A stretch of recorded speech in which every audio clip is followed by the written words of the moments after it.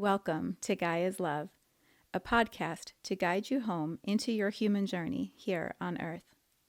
My name is Vivienne Gerard, and it is my delight to co-create with Gaia and share our messages from Source in this now moment. Here we go.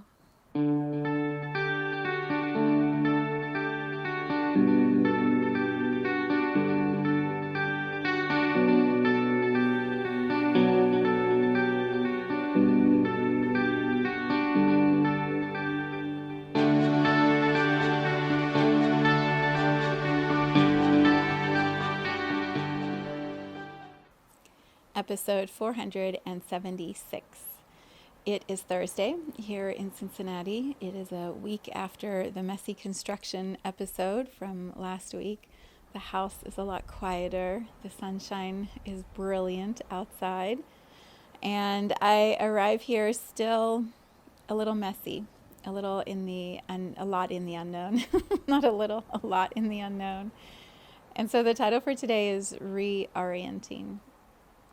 Re-orienting. It is happening internally inside of me,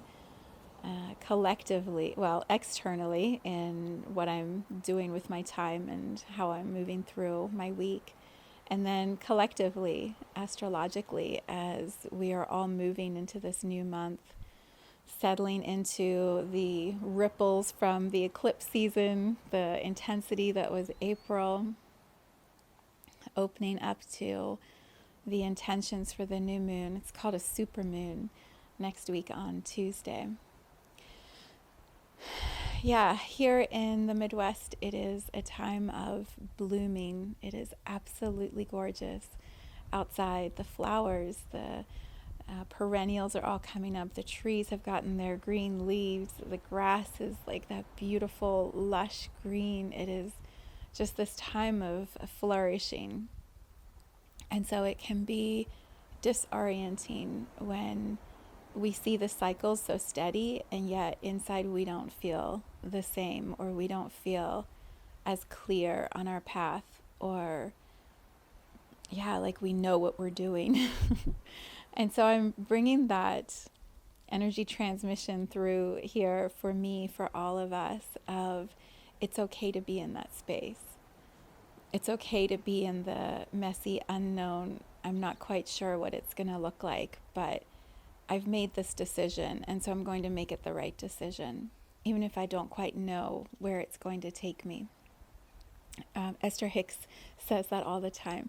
Make a decision and then make it the right one, and follow through on that path, because, ultimately, I think many people believe, we're all headed to the same place. We're all going to leave this experience and go, wow, I really lived it. Maybe I could have turned this way or that way, but wow, I did life here on Earth. And so I don't really believe we can ever screw it up or get it completely wrong. I think we're just constantly being offered these choices, and then what do we do with them? Do we step into the bigger choice? Do we really courageously go in the direction that our soul is saying, yeah, this way, even though our body and our mind are like, no, flat out no? Do we make that bigger, bolder choice and be super courageous? And sometimes we don't, and it's okay too. I don't think even that is wrong. I think it's just a constant reorienting within ourselves, and not judging or shaming where we're at, not expecting it to be like someone else or comparing with other people, but just really being so present in our own choices, our own journey, our own timing, our own knowing, our intuition. It's this way, and then this way. And so I'll just continuously, my mentor used to say, pivot.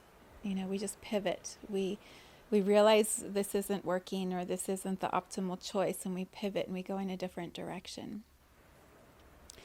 I have two sort of threads I was thinking I'd like to bring forward. One is sort of recapping some of how I've walked myself through the last week, from what I shared in last week's episode until this one. And then the other is a story I want to share from when I was a student in college.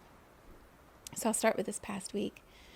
When I recorded the podcast, I had just finished a couple conversations that morning with two people whose opinions I really respect. And the feedback I was receiving is, you have some internal sitting with yourself to do, because there are these energies underneath the choices you're making that really could be cleared, and it would make your choices feel that much more certain or in alignment with your higher purpose.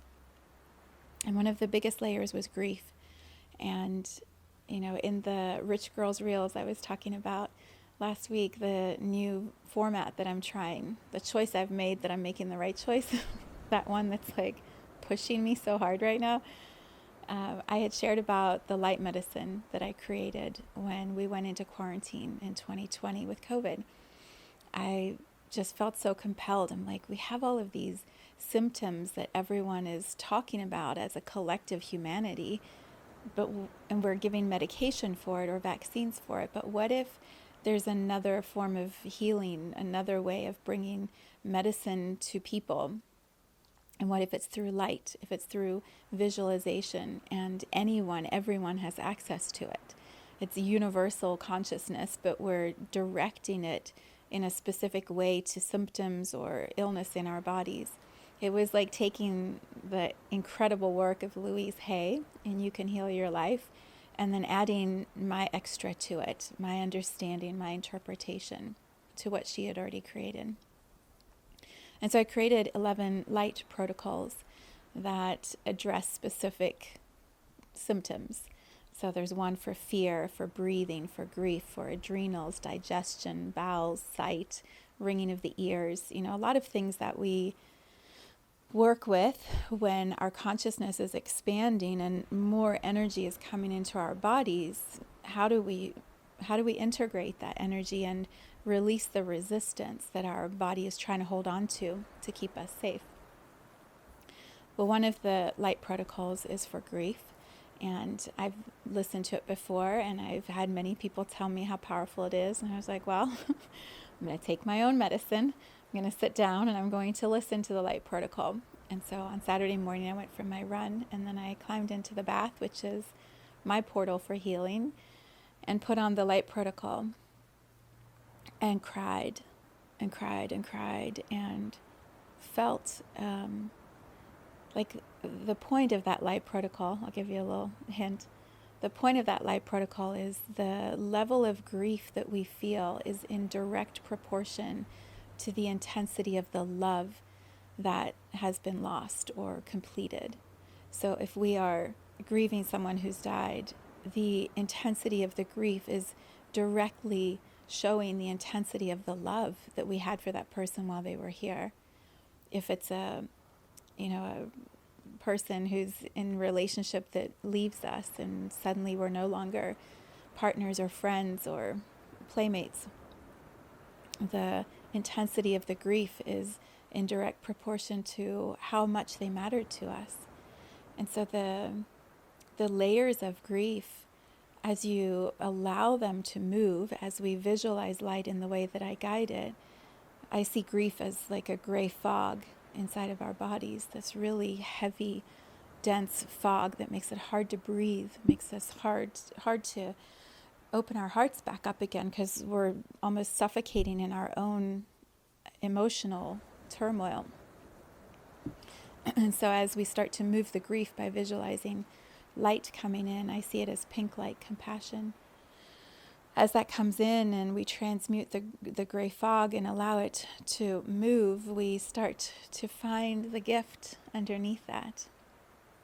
The magic, the beauty that was the relationship or the connection or the love. And what we realize in the process is, if we were able to feel that and create that before in our human journey, we can do it again. If we could magnetize that level of love into our life before, we can do it again. And so there's a releasing of the attachment. My friend Deborah yesterday in our Lighting Up the Grid talked about attachment And when we're not attached to somebody staying in our lives, being a permanent part of our story, we can release the relationship if it's complete, and that allows space for a new relationship to come in. And so what I was realizing as I was listening to the light protocol is how much I've held on to what was the beautiful soul reunions that I've had already that are gone because those people are no longer alive. How do I trust that more are coming? And so I've held on to, it hurts so much to have them leave. I don't know that I really want to open my heart up again and again and again and have more people leave. And so maybe I'll just sort of buffer and protect. And so there was a lot of energy moving, emotion moving. It was such a beautiful process, and I could feel as that started to move how my root chakra hasn't really felt as safe as I would want it to because of the turbulence and the fog and the grief held in the rest of my body. And so I focused on building a stronger foundation in my root chakra, actually clearing out what wasn't serving and then visualizing. To me, it was really cool. Actually, I'll share this little story. I have lots of friends who are witches, but I have a friend specifically who I was thinking about who's a witch in this life and in other lives. And I messaged her after this experience and said, you have to hear, you have to hear what I just went through. It was so cool. She's like, yes. What it felt like to me was I want my root chakra to be a cauldron of magic, of spell making in the way that I do spells. Spells for me is energy healing, energy work, life force, and truth. Like those energies create spells, and spells really are just ways to transmute energy, ways to get rid of things that aren't in alignment and expand the things that we actually desire. It's not a negative, a bad thing, like I think many people have associated spells as a negative. I think spells are powerful, especially if the intentions are so pure and in alignment. And so I wanted to see my root chakra as like this witch's cauldron that I was sitting around, as a picture of a human sitting around my cauldron, and it's made of clay from the earth, and it's actually formed, sealed at the bottom. It's not just leaking energy, which is what I've had for quite a while. It's not porous and up and down to the earth, and I'm just this conduit from the infinite down into the earth, and energy just moves and flows. No, it's me holding in my root chakra my power, my strength, my safety, my security, not dependent on anybody else. Like I create it, I hold it. And so the visual of the clay cauldron from the earth with hot bubbling water inside of it, fiery energy and spell making, energy making happening in my root was the most liberating, incredible experience. So that was how I moved through my Saturday morning. I think I was done with all that by noon. It was amazing, and such a validation of what my friends had been telling me last week. Don't do the program, do the work, do the energy work, like actually apply it, embody it, integrate it. Don't try go create it for somebody else, like do it for you. And that was what I was able to experience and create for myself on Saturday. And so I've been sitting with how it feels to have this moving, hot, spicy, fiery energy in my root chakra, and just for me, not for anybody else, just for me, and how that shifts my conversations and my choices and my actions. So yeah, I didn't know I was going to share that part, but there you go. Witch's cauldron in my root chakra. Energy is in place. Energy is activated. It's been pretty amazing. And then the rest of the weekend was about just connecting and soothing my body and being present with my husband. My son came home. We had a family dinner on Sunday night. Like, there's just been a lot of, being present. And at the same time, I have been creating the reels, the content. Oh, I went to the farm. That's right. I spent time with my girlfriends on Saturday night. That's why I had everything done by 12. We were out at the farm. I played on Saturday night, which was the best. We had a fire, we danced, we had some margaritas, we laughed and were silly and ate delicious food and shared stories and caught up. And it was exactly what my human needed with all that I've been doing at a soul level this week. It was absolute perfection with some of my most beautiful friends who I've known for 30 years. Is that crazy? That is right. More than that, 35 years. Anyway, I filled up over the weekend and came back, and I have really been focusing on applying the Rich Girls Reels strategy to my social media. And this is the reorienting part that all of it's about reorienting. But I want to bring forward this part of the reorienting.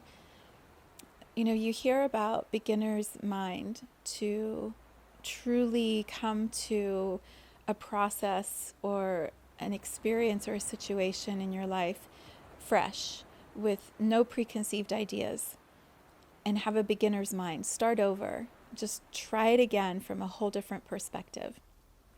I was talking about Steve Jobs with the Think Differently campaign for Apple 2 cycles ago when Jupiter and Uranus were conjunct, and how it's about just taking things and moving them and putting them in a different perspective and applying that different thought or different approach.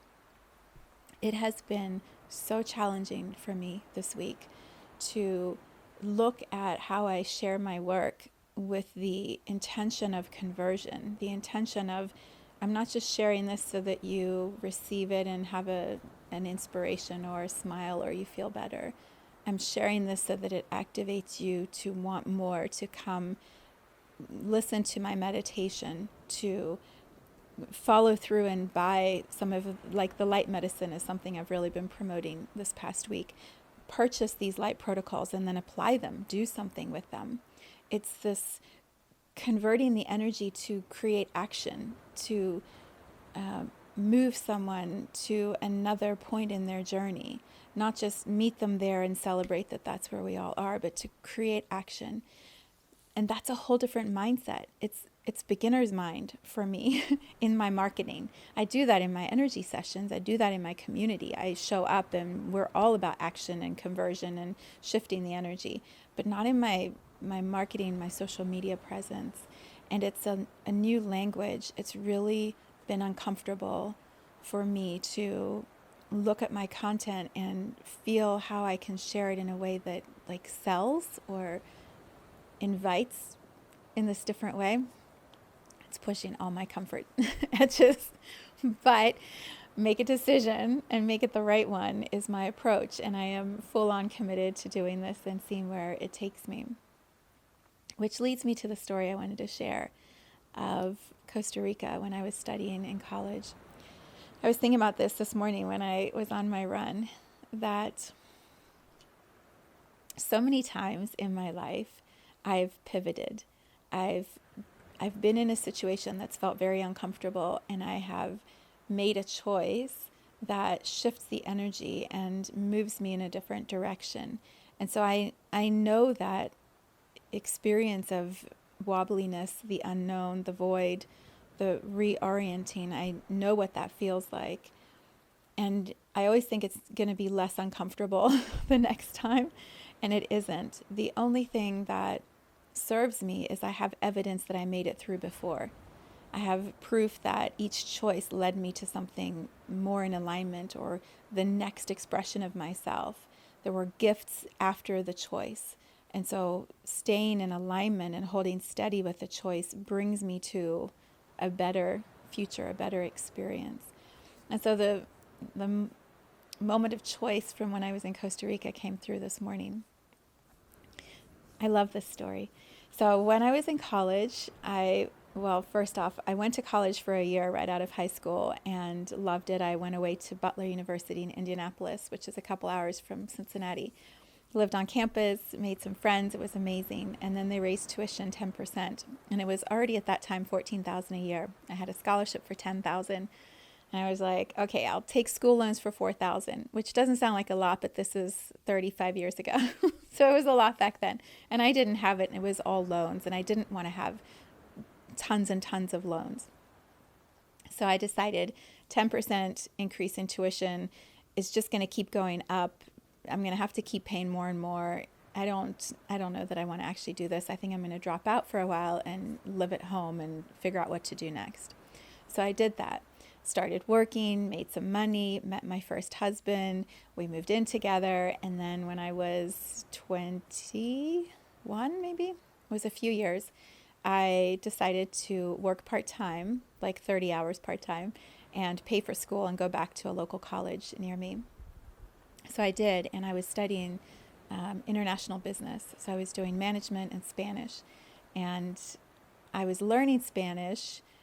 I was having conversational kind of Spanish, but I was not fluent, and it didn't feel in alignment for me to graduate and not be conversational in a way where I could just hang and chat with somebody in Spanish. So at the time we were engaged, my fiance and I said, okay, let me set up one short study abroad experience. I won't do the whole semester, but I'll do like a summer study. It started in May and went through the end of June. So it was 2 months, which is funny. It's actually, how many years ago is that? That was 1995.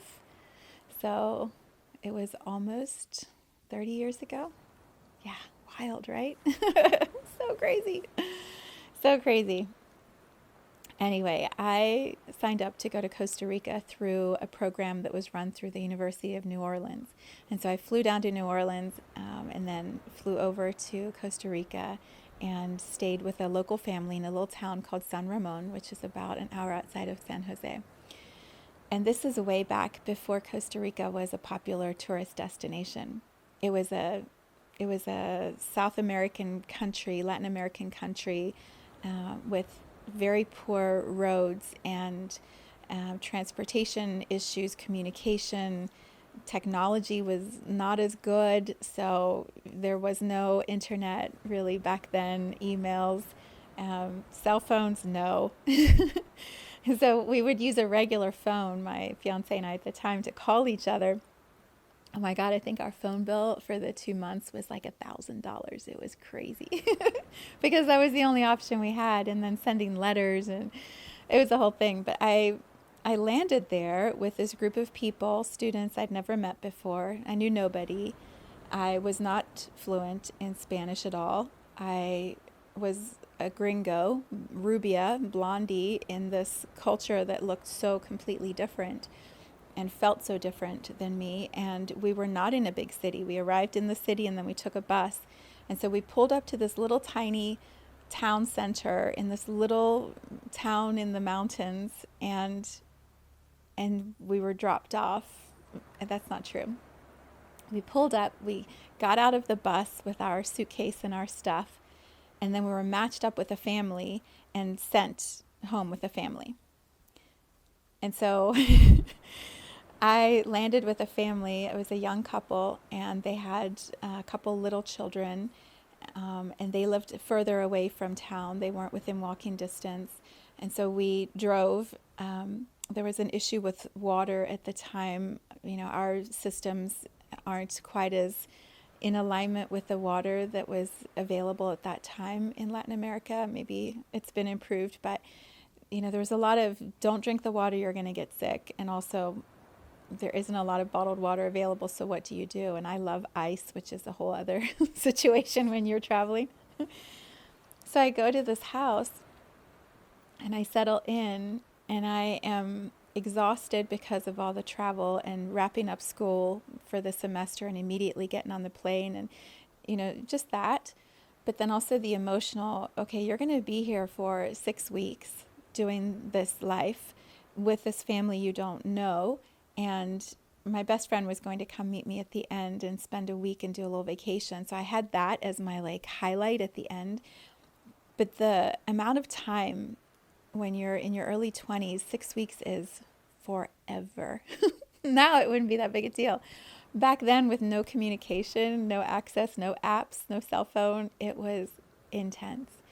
And they put me in this room. They had a very small house. They put me in this room with a parrot right next to the window. It was, or the open air, in the center of the house. In South America, there's often like sort of a central area where light and rain and whatever comes in and waters the little garden. The parrot is right by my head, and he wants to talk loudly, and he wakes up at 4 a.m. and wakes the whole house up, and they're used to it and I'm not.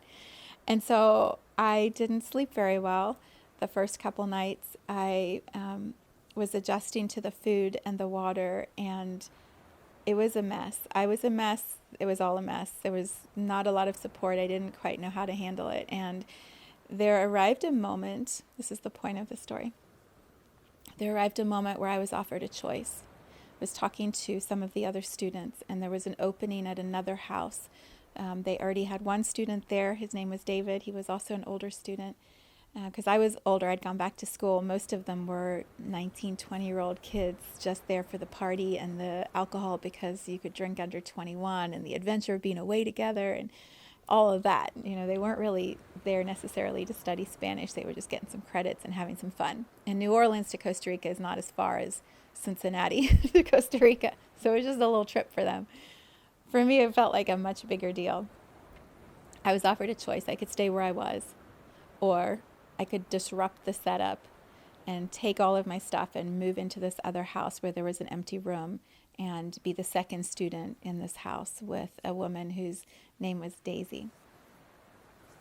And so I was completely unsure and in the reorienting and totally out of my element, and also had food poisoning, water poisoning. I was awfully sick, and it was just a mess. I was a mess. But there was something about this woman and the feeling of what that potential experience could be compared to what I currently knew and was very uncomfortable in. And I kept listening to this parrot, and I was like, I can't do this for 6 weeks. I can't be in the space. So I'm going to have to ruffle some feathers and get people upset and move myself, because it's a really big deal when you're doing an exchange program. The family you live with gets paid for you to stay there. And so switching families means they no longer receive that money because it's going to go to the family you're staying with. And so there was all this pressure I felt of, I need to stay because they need the income, but I can't stay. And so I made the decision to move. And in that weekend, that first weekend, I switched to the house, and there was no parrot. And Daisy, oh my God, Daisy, Daisy is just this big, beautiful heart of the most welcoming love and energy. Maybe not for everybody, but for her exchange students, she had 1 or 2 every year for years and years and years. She was just pure love. You would just feel her heart space. Of course I had to stay with her. Of course. I mean, I was meant to fall in love with this woman and spend time with her. And it was the most incredible 6 weeks. I sat and chatted with her constantly. I would go to my classes and hang with the students and do all the stuff. And then she and I would sit and have hours of conversation at the table. And she would make all these incredible meals. And I'd learn how she was making everything. And she'd be chopping she made everything fresh. Everything. Even pineapple juice. Her husband had a farm. And so she took us out, David and I, we went out to the farm and walked the property and learned about how they live life. And she took me on these little adventures on the weekends to go see things around the country. I mean, she made it the most incredible experience. It was absolute magic. We stayed in touch, and then years later, I got married, had kids, and then eventually the marriage wasn't working, and I knew I had to separate. And so I made the decision, and we moved through the first few months of it, and then I took a week and I flew back to Costa Rica. In between that, I'd already gone back to Costa Rica once with two of my girlfriends. And we just had the best adventure traveling around the country for 2 weeks and staying with Daisy and then going all over. When I knew I was getting separated, I went back to Costa Rica and just climbed into the chair next to Daisy and cried and healed and talked, philosophized. She only speaks Spanish, so, my words were limited, but she could feel, she could hold space. She fed me. I was such a mess. Every time I went to see her, I felt like I was such a mess, and she would just love me through it. I mean, God bless this soul that found me, that called me, and thank God I had the courage to make the choice to change direction, to pivot, to ruffle some feathers and move into a different reality, a different experience. When my daughter graduated high school, I took her and we went back to Costa Rica. That was just in, 2017? Is that when she graduated? We went back and it was just a beautiful reunion again with Daisy and her family. And so I feel like there's going to be another one coming where my whole family will go. We will all go and just honor this incredible human that I fell in love with and just haven't stopped loving. Okay, so reorienting. We're in the moment right now. I'm in the moment. I feel like we're in one of those collective moments where we're sitting in the room with the parrot squawking at the side, and we know there's another option. There's a reality that we can feel is going to be so much more in alignment individually for us. Like if we choose this path, it's going to work. It's going to be beautiful. But we're in this and we have to make the choice. We have to trust the intuition that says pivot, course correct, try something new, think differently, do it in a different way, and trust that, and then make it the right way, even if it's a total leap of faith. Like my business, right? It's a total, I have no idea how to do these reels and how to sell, and also I can feel conversion is the way to have more impact. It's the way to steady the path of my business and create the expansion that I'm calling.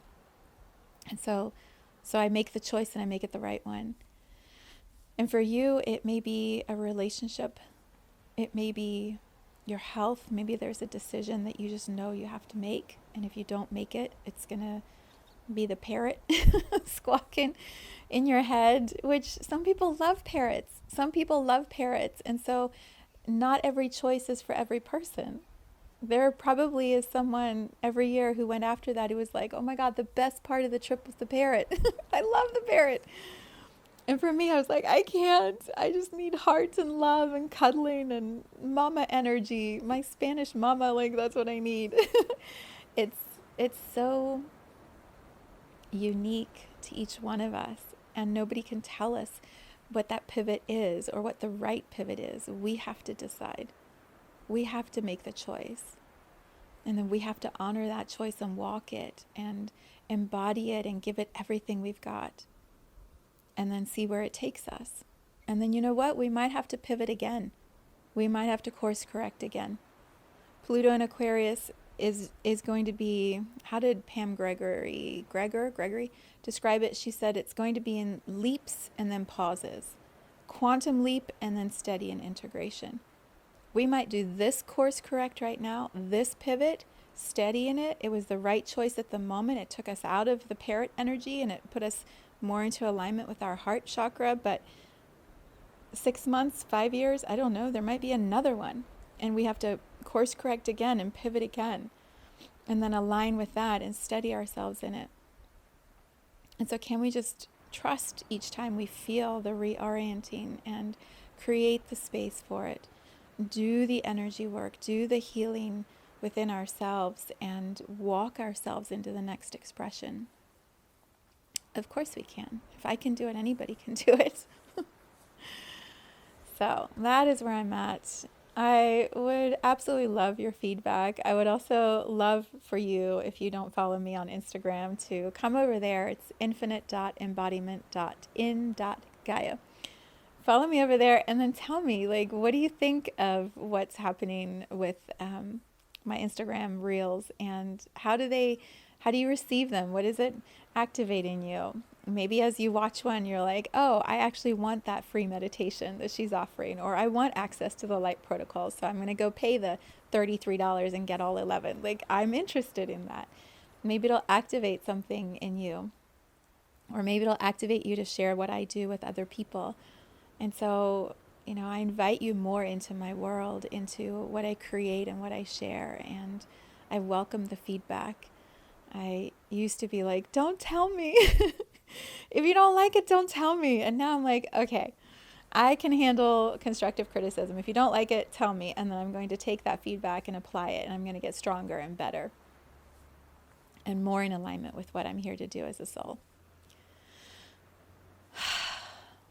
Sometimes I just don't even know how many words are inside, wanting to come out, waiting for me to create the space. That was way longer than I thought.